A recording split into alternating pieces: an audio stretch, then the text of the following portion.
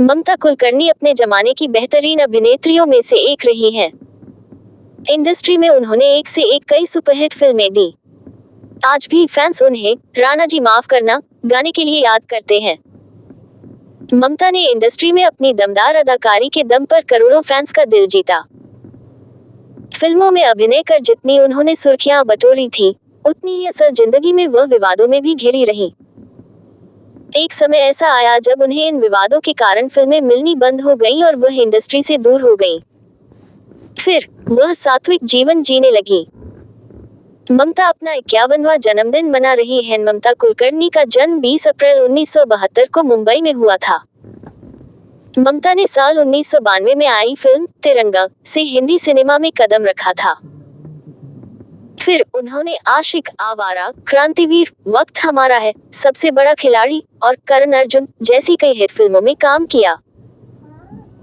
लगातार एक के बाद एक कई हिट फिल्में देकर ममता जहां सफलता की सीढ़ियां चढ़ने लगी थी, लेकिन एक समय उनका करियर डगमगाने लगा और वह विवाद की शिकार हुई।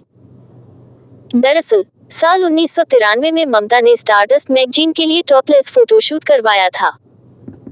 90 के दशक में बोल्ड फोटोशूट करवाना उनके लिए परेशानियों का कारण बन गया।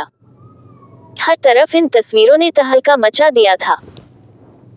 कहा जाता है कि ममता की ये तस्वीरें ब्लैक में भी बेची गईं, लेकिन ये हरकत उन पर बहुत भारी पड़ी, क्योंकि उन्हें बोल्ड फोटोशूट करवाने के बाद 15,000 रुपये का जुर्माना भी भरना पड़ा था। इतना ही नहीं, ममता की इस हरकत से गुस्साए लोगों ने सड़क पर उतरकर विरोध प्रदर्शन करना शुरू कर दिया था और अभिनेत्री को जान से मारने की धमकी तक मिलने लगी थी। केवल टॉपलेस फोटोशूट को लेकर ही नहीं, बल्कि अंडरवर्ल्ड के डॉन के साथ अपने रिश्ते को लेकर भी ममता काफी सुर्खियों में रही। अभिनेत्री को लेकर कहा जाता है कि राजकुमार संतोषी की फिल्म चाइना गेट में ममता को आधी शूटिंग के बाद बाहर कर दिया गया था, लेकिन जब अंडरवर्ल्ड डॉन छोटा राजन को इस बात की खबर हुई तो उनके इशारों पर अभिनेत्री वापस फिल्म का हिस्सा बनी। बाद में कहा जाने लगा कि इंडस्ट्री में ममता कुलकर्णी का सफलता पाना अंडरवर्ल्ड डॉन के कारण मुमकिन हुआ है। डॉन और ममता के रिश्ते की खबरें इंडस्ट्री में आग की तरह फैलने लगी, लेकिन हर बार उन्होंने इन खबरों को महज अफवाह करार दिया। लेकिन साल 2002 में उन्होंने ड्रग माफिया विक्की गोस्वामी से शादी पर सबको चौंका दिया।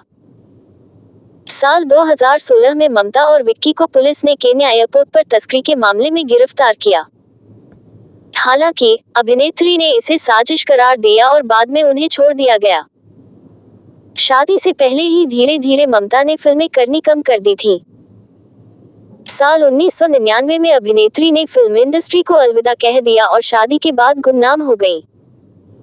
साल 2014 में ममता अपनी आत्मकथा ऑटोबायोग्राफी बाय योगिनी के लिए दुनिया के सामने आई। इस किताब को लॉन्च करते हुए उन्होंने अपने बारे में कई बातों का खुलासा किया।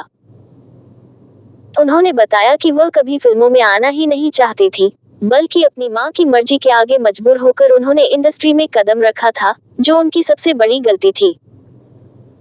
उन्होंने इस बात का खुलासा भी किया कि फिल्मों से दूर होने के बाद उन्होंने अध्यात्म अपना लिया और अब साध्वी का जीवन व्यतीत कर रही हैं।